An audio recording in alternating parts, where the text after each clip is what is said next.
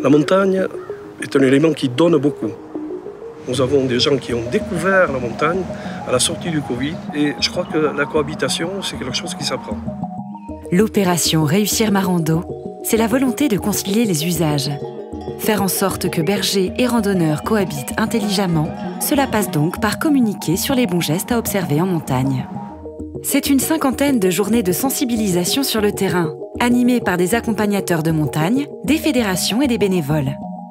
C'est aussi un plan de communication, un site internet dédié, relayé par les collectivités du Béarn et du Pays Basque et leurs offices de tourisme, et c'est enfin le déploiement d'un système de gestion de flux pour connaître en temps réel le taux d'occupation des parkings.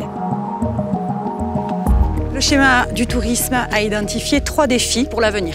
Le premier défi, c'est de co-construire une offre touristique à forte valeur ajoutée, de façon à rendre le territoire beaucoup plus attractif. Le deuxième défi, ce sera d'avoir un tourisme raisonnable et équilibré. Le troisième défi, ce sera de mener des actions publiques coordonnées.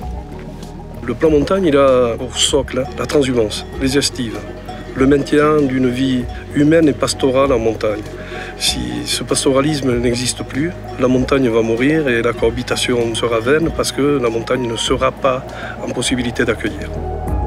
L'activité principale ici, c'est la marche, c'est la randonnée, c'est le VTT et c'est ce lien avec la nature qu'on développe. Je suis bergère ici avec un troupeau de 200 brebis en race manège tête noire. C'est mieux si le randonneur vient nous voir, ça peut éviter des accidents après.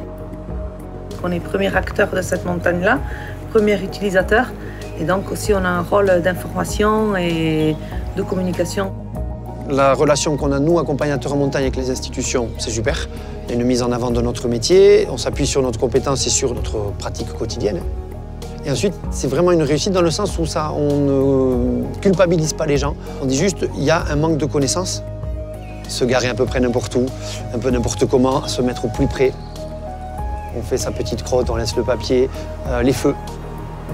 Allumer chacun son petit feu, un petit peu n'importe où. Faire des grandes piles immenses pour faire des pseudo-cairns. En fait, on accélère l'érosion des chemins. Le rapport aux animaux. On laisse se mettre au milieu des vaches pour faire un selfie. Ça, c'est des choses qui relèvent surtout de la méconnaissance. Donc, mettons en place un outil pour apporter de la connaissance et des bons gestes.